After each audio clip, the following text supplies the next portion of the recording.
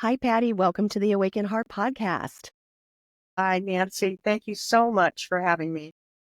Thank you so much for coming on the show today. And I really, this conversation really is touching my heart because as we were discussing just before we hit record, my father passed and I've got a mother that has Alzheimer's. And you offer very compassionate and you offer a lot of grief support. You're an end of life doula.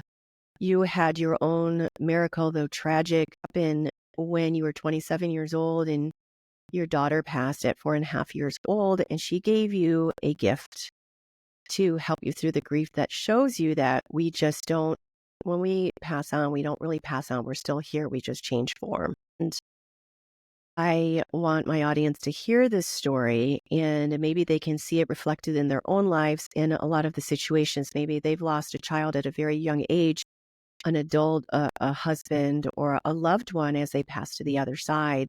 So, can you share Amber's story with us and how her passing has shaped your journey and mission in life? Wow. Well, yeah, I can't believe I was chosen to receive a miracle on this earth. I still can't believe it. And it's been nearly 44 years. She died on my 27th birthday in 1980. And, very, very briefly, and you can get, Amber and I wrote Embrace the Angel. So I call it our book, but you can get a free ebook on embracetheangel.com. But very briefly, in August of 79, I discovered a small lump behind her ear. And my first thought was, oh my God, cancer. And I didn't even know kids got cancer at all. Previous to that, I had a premonition when she was born that I would die before she was 6. And so I documented our life together so she would know me. When I discovered that lump, I thought, cancer, I heard it's not you who will die, it's Amber. Mm-hmm. And that started me on this odyssey, if you will.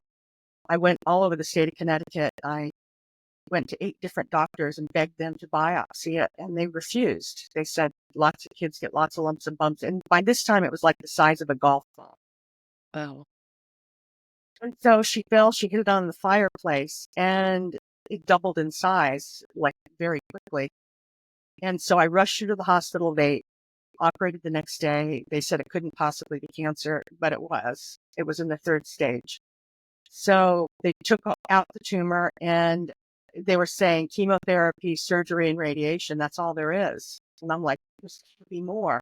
So I went to the New Haven Register, the newspaper, and I begged them to please, can I put a plea out there? This was before personal computers. I just wanted to ask the world, are there any cancer therapies anywhere in the world that can save Amber's life? And so the Associated Press picked up on it, went around the world, the wire service, and I started getting all these phone calls and telegrams, and I actually have all those records as well. And so I decided to take her to Freeport, Bahamas, Dr. Lawrence Burton, who was one of the founders of immunotherapy. He was at St. Vincent's in New York, and they said, you can't practice immunotherapy here. So they banished him to the Bahamas. So he set up a clinic in the Bahamas, Freeport, and we ended up having to sneak out of the country because I didn't want them to take Amber away from me because I wouldn't give her chemotherapy. So my second husband and I went to the Bahamas with Amber, and we were there. 2 weeks after we were there, Dr. Burton was on 60 Minutes, and that was on a Sunday night. On a Monday morning, I went to the clinic because you have to live in an apartment or a hotel. It's not a hospital. So I drove my little $10 bicycle to the clinic, and there were people from all over the world that had arrived for their last hope. And so I started, helping out the clinic, drawing blood, because the therapy, basically from good human blood, donated blood, they isolate 4 protein fractions that make your immune system. And then you bring the patient's blood into the clinic, and they measure those protein fractions, and then they give you little 1 cc syringes, and then you have to inject those every hour. So the therapy was drawing Amber's blood and then going back for those injections. They give them to you. So I drew her blood. And as part of the therapy, Gary and I decided to do was have Amber draw Gary's blood. So here she is, 4 years old. And I actually have photographs of all this. It's in the book. And she's drawing Gary's blood. It was just an amazing thing. So we stayed there and we tried to save her life, and the therapy worked. She got tonsillitis. Her body could not keep up. So we ended up having to find a surgeon that would help us here in the U.S., what they called debulk tumor. And we couldn't because we were in the news and we were like a hot potato. So Dr. Bernie Siegel, he said, Patti, come home. I'll treat her as my own. And he assembled a team of surgeons to try to save her life, but he couldn't. So we ended up making the decision. I was in the hospital and Amber was taking some tests. And I heard, turn around. I was, getting her something from the gift shop. And I heard, turn around. And I turned around and I looked at this rack of big golden keys. I actually have one here. This is the key. Mm-hmm. And I heard, give this to Amber when she's dying so that she can open the golden gates to heaven. Oh my God, it And just so, feels. yeah, well, you know what chills are? Angels. Chills are the other side, coming through our bodies. So we brought her home. She picked out the clothes she wanted to go to heaven in. She wasn't afraid to die. I work with children that are dying, and I haven't yet met a child that's afraid. Mm-hmm. They just came from the other side. Mm-hmm. So she picked the clothes she wanted to die in. 5 minutes after midnight on my birthday, Gary and Amber sang happy birthday, and then she slipped into a coma.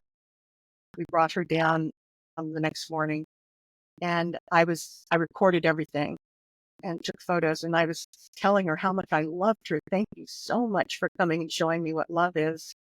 And even though she was laying back in a coma, tears started coming down. And I wiped them away. And then I'm like, Amber, it's okay. It's okay. And then a whole bunch of tears came down. Mm-hmm. And I realized that she wasn't afraid to die, but she was afraid to leave me behind. Mm-hmm. And so when I said, I'll be okay, Amber, go now, be with God, Amber.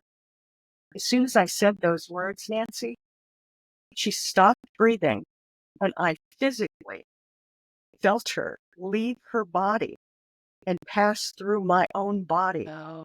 It was like vibrating goosebumps times a million. Mm. And all I could say was, thank you, God. Thank you, God. I was so grateful. So she died at 2:30 on October 30th. And Bernie, because we couldn't find anybody to pronounce her dead at home, Bernie said, I'll be in surgery, so I may not be able to be there. So he said, just take her body, drive to St. Raphael's Hospital, and I'll have somebody there waiting for you. So I did. Gary and I brought her and put her in the back of I had a little Volkswagen Squareback, put her body in the back of the car. She looked like she was sleeping. Mm-hmm. And I'm driving on I-95, and I remember looking in my rearview mirror and seeing her dead and looking at life just go by. No one knew, Mm-hmm. Before we got to the hospital, I heard pull over and take a picture. People need to see dead. So I did. I just got my camera. I went out. I lifted up the trunk hood and took a picture and then got back in the car. When we got to St. Raphael's, we pulled up in the front entrance and they brought a stretcher out. I put her body on the stretcher. And as the doors opened, there were like maybe 100 people behind there watching because they had followed the story in the media. And some of them were crying and comforting each other.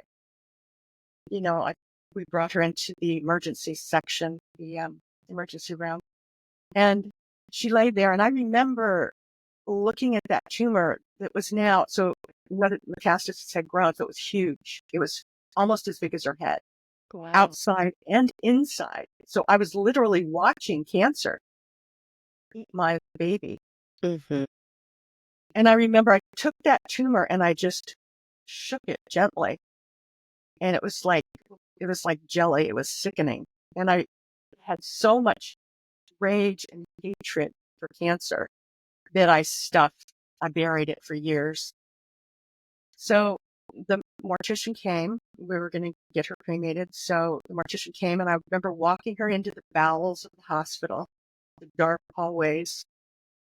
I saw him standing at the end of the hallway with a stretcher with a black body bag, and I walked over to him. And then I left my body and literally watched the scene. Mm-hmm. And I took her body, put it in the body bag, and kissed her lips. And then he zipped up the bag and left. And what I had imagined and what I wrote about in the journal that I kept throughout the journey was exactly the opposite. I thought, oh my God, if I lose Amber, I'll die. I will die. She was my world. I didn't have any family or anybody really. But it was a miracle. And the miracle was before Amber died, she said amazing things. So I have a whole suitcase of cassette tapes, all catalog of the teachings that she left us. But two things stand out. She said, Mom, I know I'm here to help a lot of people. Mm. And the second thing she said, Mom, when I die, I'll still be Amber. I'll just be different. And so what happened was at that very moment where she left her body, and I physically felt it, she changed. She never me. Energy. So the fact that for 44 years now, I'm living her legacy of helping a lot of people Mm-hmm. and sharing that miracle of death does not delete. We simply change. And we're always with loved ones. It's more than just being in their heart. They're here. Mm-hmm. We can't see them with our eyes. Mm-hmm. So I'm incredibly blessed, very, very, very blessed. I will always be grateful. Well, that is just, oh my God, heartbreaking story, but one that she came into this life, her contract was over at 4.5 years old, and she chose you to carry on this work for people that have had loved ones cross over and to have the light of hope that they're not gone. They're never gone. It changes form. So she was an angel brought into your life. How did you resolve that? I mean, you were gifted with her presence pretty early on. And off the subject, have you ever heard of Laura Lynn Jackson at all? I know that she has the Forever Family Foundation, where she helps people that are grieving, children that have crossed over to the other side. She's an accredited psychic medium that has been gifted since she was an early age. Of course, when you're gifted at an early age, you're like, I don't want this. I don't want this. But she's one that had to do all the tests for multiple tests in order to become this accredited Forever Family Foundation. I think that's what it's called. I read her book, The Light Between Us. You should read this book, The Light Between Us. It's freaking amazing. I listened to it on audiobook. And she had said that, they're always with us. There's always signs. And that if you pick up a piece of paper, here's a pick up a piece of paper. And this piece of paper, hold it up. This is how close they are. Like that thin. They're just on the other side. Literally. That's how thin the veil is between us.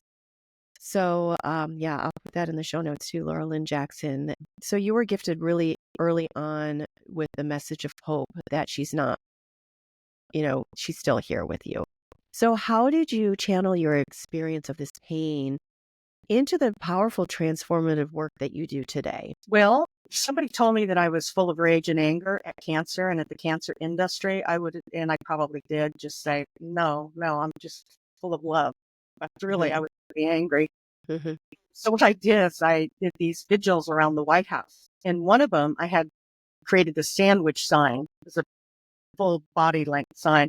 On the front was a photograph of Amber. I'd just gotten her into modeling, so it was one of her modeling shots. Perfect, beautiful.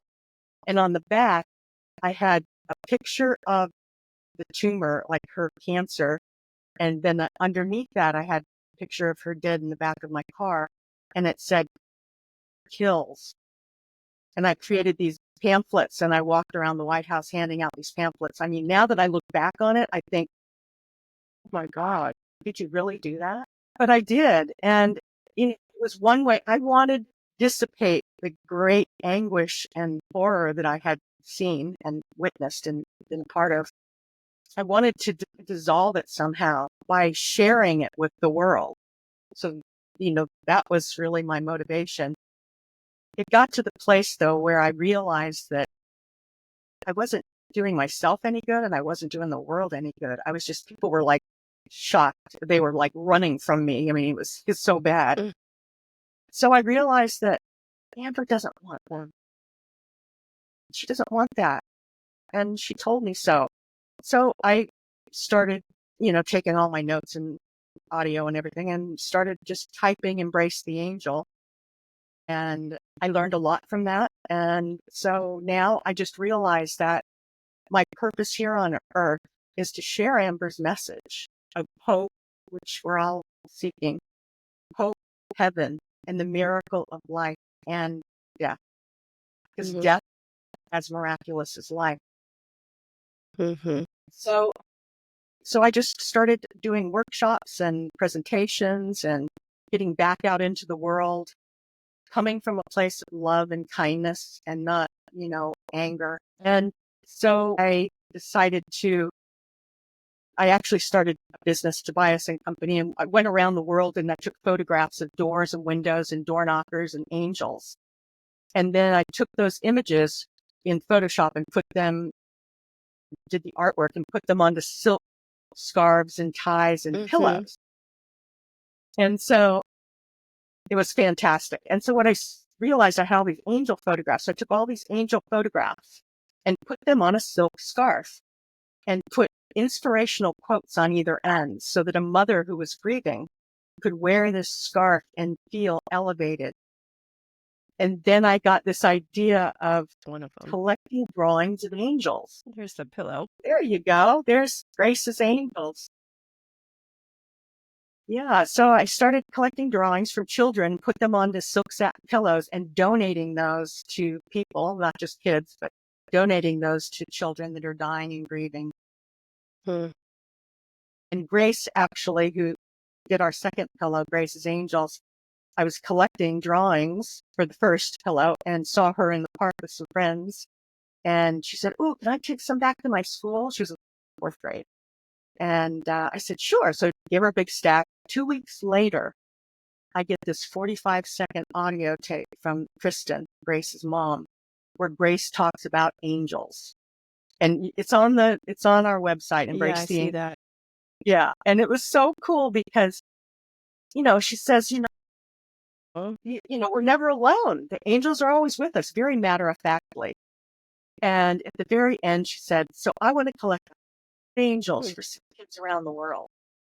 And it took her 4.5 years. And she collected 164 drawings. And in the meantime, her dad's in the State Department. So they were near Ukraine. And there was a lot of Ukrainian children, refugee children that were coming to the school there. And so she got their drawings. And when she got back to the U.S., I put the artwork together, sent it off to China. They made the pillows. And then last Christmas before, actually, we assembled a package and sent it over to Europe to the Ukrainian children. And so in the middle of Grace's Angels, there's a beautiful blue and yellow angel. And so the Ukrainian children were able to actually see their drawings on these pillows. Mm-hmm. Anyway, so we're working on animal angels now. That's our next pillow. But yeah, I just love elevating others with, kindness and hope. Yeah, and your tagline for the company is creating products with love that inspire and transform. It's beautiful. Yeah, you mentioned animals. I had my almost 20-year-old cat that she was the last one that passed on. She passed in March. I have 2 new kittens. Oh my God. But yeah, the grieving was really hard. It was really hard. And a lot of people that's their children, and they've got those beautiful spirits. What have you discovered about animals and their spirits when they transform? Are they Well, still around us too? yeah, oh, very, very much so. Mm. I work a lot with people whose pets have died. So I work a lot with pet loss. And, you know, people are complicated. And if it would only be more like animals, I think this world would be so much better because they love us. They don't care what you look like. They don't care how much money you have. They are unadulterated love. And when you experience that in your life with an animal and they die, like part of your heart is ripped out of your chest. It's so painful. But yeah, our animals are here. I had a little Jack Russell, Annie, who saved my life when I was in my last marriage. She's never left. Our animals don't leave either. Mm-hmm. Everything is energy. Every single thing. Mm-hmm. This world that we're in, this 3D world, there's many dimensions beyond this one. What is a good practice for people to tune into their energy? To really, I know that I had an animal that passed, and when I was coming back from the vet's office, I went upstairs and I came back down later and all the windows were down. All the windows were down. The moonroof was open. I had to go to run an errand and my GPS was like spiraling all over the place. I think that's one that I really felt her energetics, but I know they do electronics. There's numbers, there's animal signs. So how can someone that is grieving really able to maybe sit and feel the presence of it? What is a practice that somebody can do to really be able to tune into that? Well, I discovered an app. Believe it or not, I've got hundreds of apps on my phone, but this one, if I had to choose one, it would be this, my camera and this. It's called Insight Timer. Oh, I have that. Mm-hmm. Yeah, it's a free app. I pay $30, I think, a year for the plus. But Mm-hmm. I listen to it in the morning. I listen to it in the evening. They have some of the greatest teachers in the world. There's Mm-hmm. live events. There's meditations. There's sound baths. If you've never taken a sound bath, Mm-hmm. it's amazing. So I think for myself, I can only speak for myself. What I do is I tune in. I use my body as a tool, channel, if you will. And you can actually do a search on Insight Timer like pet loss, and you can just put your AirPods or your headphones on, and you can just immerse yourself in another world, if you will. It helps me to ground, to understand, to learn more, to stay open and curious about death and dying and living, really. So I use Insight Timer quite a lot. Mm-hmm. But I think nature also, being in nature, being in the woods, being out, looking up at the sky. I mean, yeah, when did we stop looking up? Because Mm-hmm. now everybody's looking down at their heart. Yes. Yes. Looking up at the sky and just realizing that you're looking into infinity Mm-hmm. and wrap yourself around that. That's infinity right there. So I think being curious, childlike, if you will, being like a child. If we could be more like children again, I think the world would be a lot better. Mm-hmm. Yeah, I can see that. You're tuning in, you're meditating, you're getting quiet, you're getting presence, you're open up to all that is. But how is that for someone that is in the initial grief, like the initial loss? It's so hard to quiet the mind. That's something that we can get to. I think over time you were gifted with, even though you were very angry with what happened, you were gifted from Amber speaking to you from the other side and giving you that comfort right away. A lot of people don't have that. They just see the physical part of their child dying or their parent or their pet. So someone that is in the very initial stages of someone passing, what advice would you give them? What can you offer them to help begin the healing process? To like feel it, emotion. Yeah, I think you really hit it there, Nancy. It's feelings, don't numb, but feel. Mm-hmm. Early on, I got this message from Amber, and actually it was after I wrote the second edition of the book, and it was in the fall, and I had a skylight above my bed, and it had just rained. So I scanned the last photo, which was the huge tumor, and I just wept uncontrollably. I mean, I finally, after I don't know how many years, let it all come. It let the tears flow. I got in bed, I lay back, and I looked up at the skylight, and there was two leaves and then a happy face smile Mm. of leaves. And there was a one leaf off to the side. And I heard, Mom, it's okay to cry. Tears are liquid love. Mhm. Because we feel, and we feel because we care. So I would honestly say, and after I heard that, I have never, ever apologized for crying, ever, Mhm. because it's liquid love. So I would say, cry. Cry as much as you possibly Mhm. need to, or want to.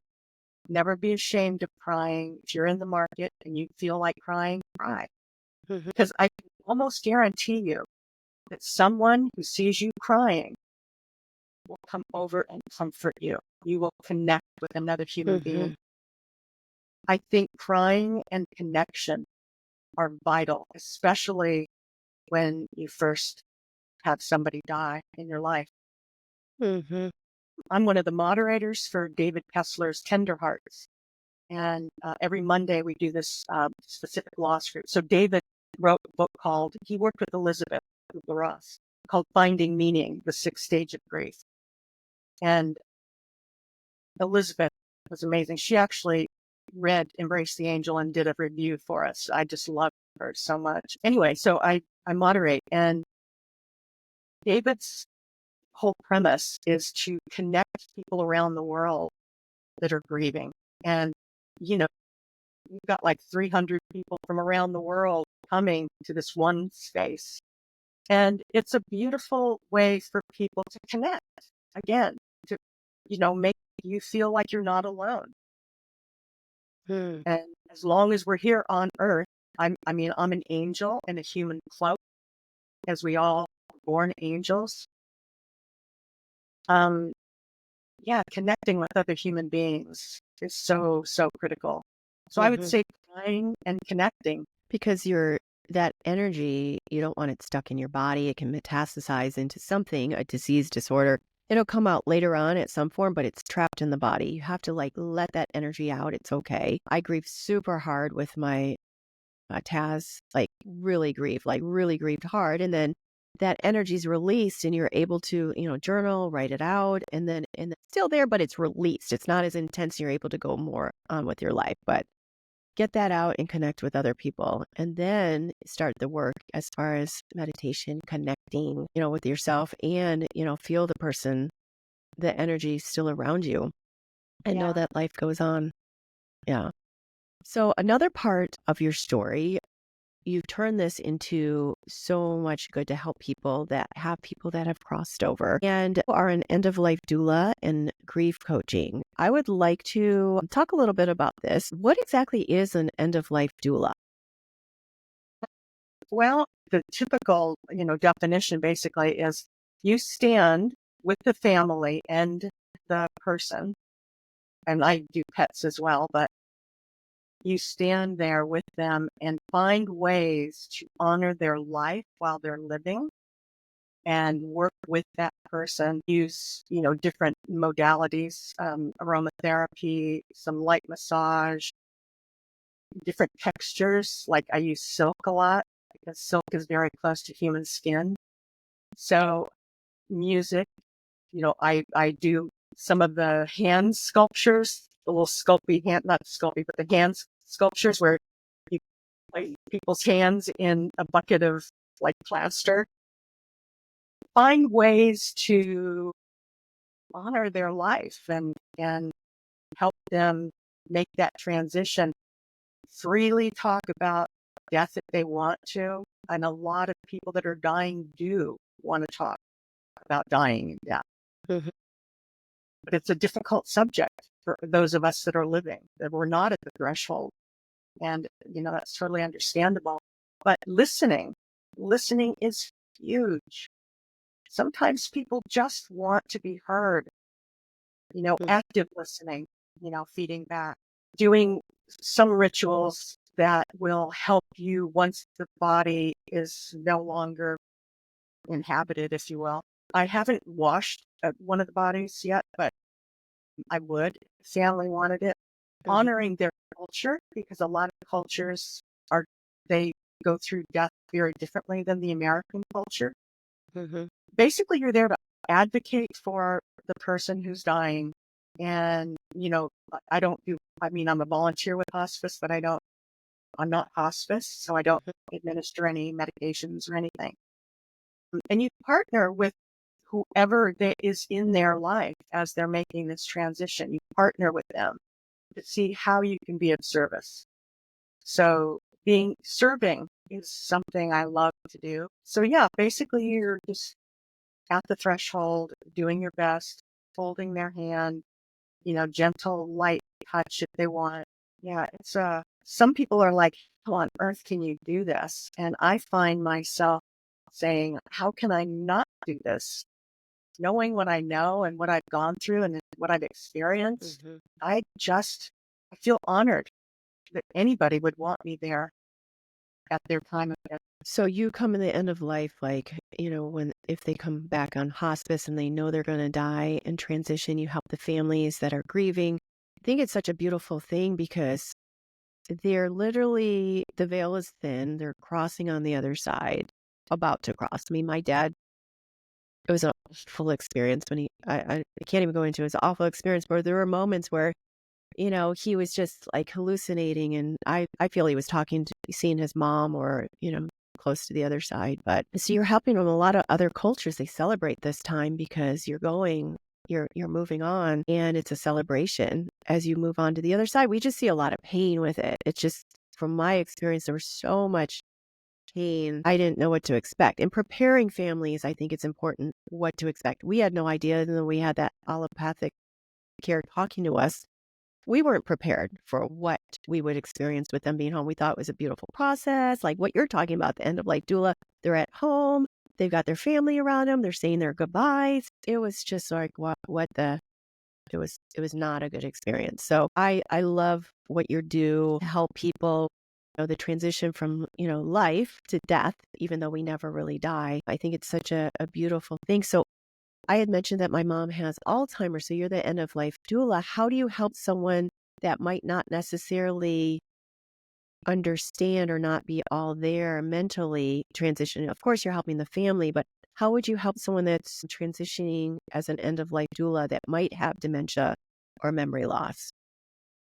Nancy, it's so interesting. When I worked in an assisted living facility for some time, people in memory care, you look into their eyes. Their eyes, like they say, the eyes are the windows to the soul. Hmm. Their eyes, if for the most part, sometimes they give you a blank stare. There's an entity Hmm. inside that Hmm. person Hmm. who never dies. And the body is, you know, failing that spirit, if you will.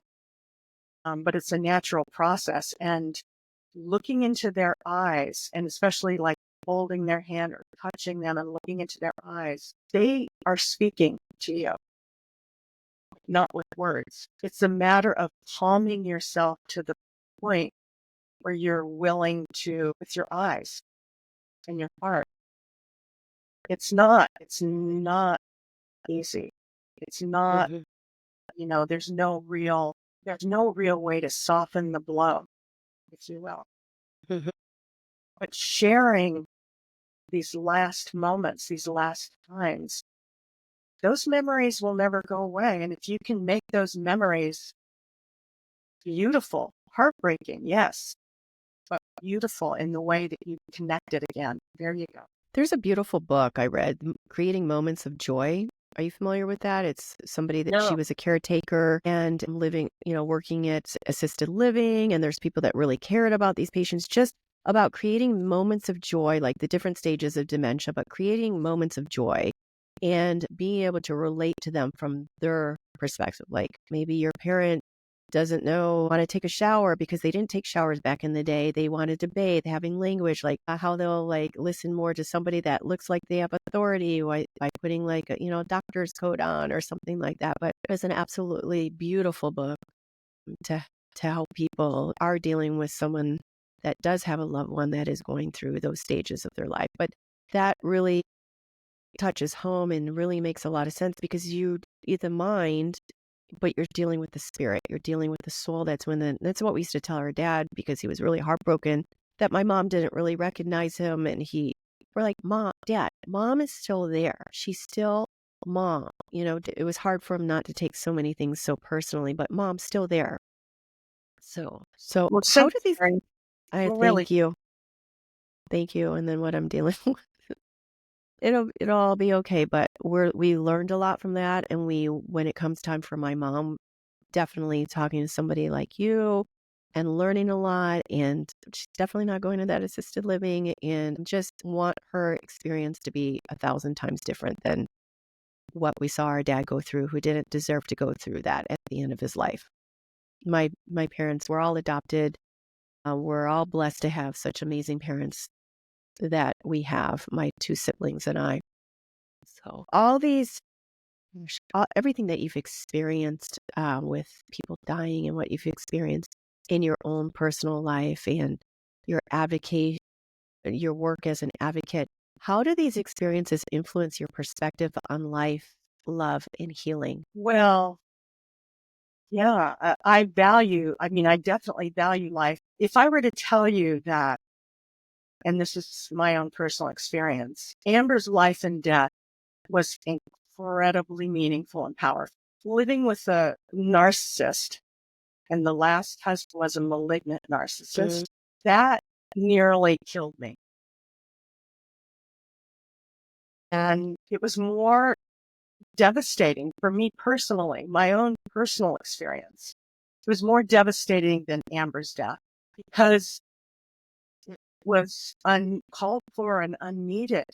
And there was no purpose to it. It was just choosing to be evil, really. And, that's what I'm really advocating. I mean, I work a lot with people that are living and dying, but I also am educating people. It took me 63 years to figure out that I was living with a narcissist. 63 years. 63 years. My My God. father, and then a lifetime of narcissism and narcissist. Wow. And then the last one, he treated me so badly that I read a book by Lundy Bancroft called Why Does He Do That? In September of 2017. And when I read that book, I listened to audiobooks. My eyeballs popped out of my head. And all of these puzzle pieces, it was like a psychedelic trip. All these puzzle pieces came in to form this puzzle. And I finally saw what was happening. I had to take 4 months to plan my escape. During those 4 months, I studied, I learned, I got my ducks in a row. And one of the things that saved my life there was a gray rock. So in the world of narcissism, there's a term called gray rock. And basically what narcissists do, one of their patterns of behavior, because they do have a playbook, by the way. So, one of their patterns of behavior is they want to poke you and prod you and push you and push your buttons and all the other stuff. And they want to see a reaction, sort of like a cat playing with a mouse. That's their sense of control and power. And when you stop doing that, like the mouse dies, they go on to another mouse, what they call so you become literally like a gray rock. So what I did was, and fairly recently, I said, because I'm a graphic designer, and so I could design something that could teach people. So I actually have a flyer here. We just got it this week. So I put together a gray rock, little symbolism here. So what we're doing now is we're just about to launch this thing, and we're about to go live and sell these gray rocks to help people live and help them understand. So here's my story. So this goes with it. And inside, this is a graphic I made. Wow. Red flags of a narcissist and highly sensitive people. That's what I am. That's what you are. And then we have a love and learn collection. So we have backpacks, water bottles, tote bags, and puzzles that have this really neat graphic to teach people, to save them from, gosh, I went through so much, to save them from having to go through it. Yes, or to get out. So you're just about to launch it. I just had an interview last week about she had a covert narcissist. I think that's what he was. I want to include that at least in those show notes. I mean, we could have a whole other interview about narcissism. Like maybe I'll have you on again sometime because I think a lot of women, I think everybody has had some form of narcissist in their life at some point of their life. Some of them are really to the degree that you have, and they're just trapped and gaslit and hopeless, and they have kids, and the abuse it's intensifying. So you're about to launch it. When do you? Well, let's go into where we're about to wrap this up. But I'd love to segue into how can people find and work with you? How can people find some of your book? I know you mentioned that it's a free download.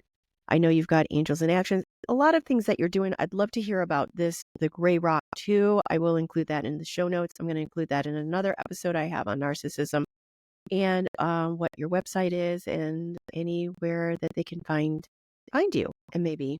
Yeah. Yeah. Well, Patti DiMiceli, PattiDimiceli.com is where I do all my coaching and, that sort of work. And then we have Bias and Company, which is my commerce. That's where I sell the different products, the red flags and all of those doors of Tuscany and that kind of thing. We have a Naval Academy collection. So, and then we have a giving back division. That's what we call it, of Tobias and Company, because all the money from Tobias and Company supports Embrace the Angel. So it's a beautiful way to enjoy creating art and creating silk products and things, and to take that money and support my angel work, my Embrace the Angel. Embrace the Angel, it's a really beautiful precept because, I didn't really think of the title. It kind of was bestowed upon me, but it's sort of a call to action. Like, if I can embrace my angel, I'm hoping that others can learn to embrace theirs. So one of the cool things is I go through life, and like if I'm in the market and I feel led, I'll say, strike up a conversation. I'll talk to somebody, and I'm like, oh, wait, I have something for you.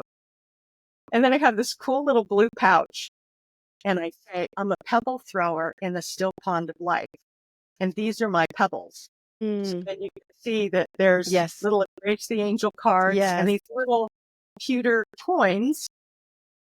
And peel off your pebble and let's see what your special word is. And there's like 5 different words. And they do. I'm telling you, Nancy, I've been doing this for maybe 14 years or so. These little cards, these tiny little pebbles with guardian angels have changed lives right before me. I mean, people like their father just died, or their daughter, or some people have literally fallen on the ground weeping. My God. And it's such a beautiful way for me to just go through life, not selling anything, but just touching lives with these little tiny pebbles. So I love being a pebble thrower. Oh, that's beautiful, especially now in our technology age, and everyone's on the phone, everyone's disconnected. A lot of people are disconnected from something outside of themselves, and that really puts them in touch with the divine. And it's like literally like synchronicity, whatever they're going through in the moment. And this little beautiful pebble of hope that you're giving them is such a gift to so many people. And it's going to really change people's lives on a day to day, and what you're doing to change lives.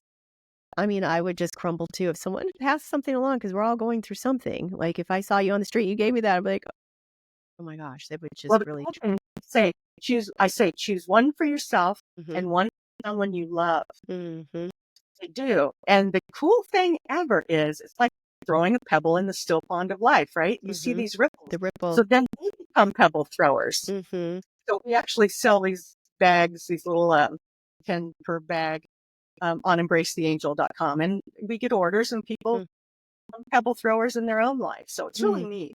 I want to be a pebble thrower. I think that's beautiful. It's the domino effect, and it's like paying it forward.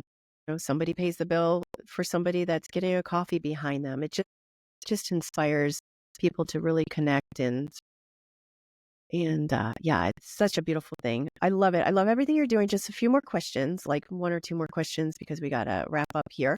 What advice would you give to someone struggling to transform their pain into something that is transformative? I would say, again, become like a child. What brings you joy? What is it that ignites that spark inside you? Because as long as you're living and breathing, there's a spark there. For me, it's passing out pebbles or, putting a beautiful silk pillow into the arms of a child who's dying. It's that finding meaning, like David says, finding meaning, finding something in your life. For me, it's working with others, or pets. I think it's finding something that gives you a purpose that makes you feel as though you're not just sleepwalking through life. You're literally taking one tiny, tiny step at a time. Mhm. Just one and then another. It's not grand gestures, really. It's tiny little pebbles of action. Mhm. And they're transporting that into something powerful and positive. That's what I can do with that. Well, it's been wonderful having you on this podcast. I thank you so much for sharing your story and helping to inspire others and helping in such a really profound place in people's lives. I do have one more question that I ask all my guests, and what does it mean for you to live with an awakened heart? Ooh, Mhm. gosh. For me, it means straddling, feeling, like literally feeling as though I'm straddling this physical world and the world that we don't see with our eyes. We see it with our heart once it's awakened. And for my heart, I was born this way. I was born with an awakened heart. People tried to kill it. People tried to destroy it. But, reclaiming that, knowing that and reclaiming that and living from this place as much as I can instead of this place, Mhm. I try my best to live from my heart. Mm, that's beautiful. It's beautiful. Well, thank you so much, Patty, for being on the Awaken Heart podcast. Thank you so much, Nancy. You are doing so many great things in the world, and you're a pebble thrower for sure. Thank you. I'm going to pick some up, and that's a great way to connect with other people. So thank you so much. Have a wonderful rest of your day. Thank you. Thanks.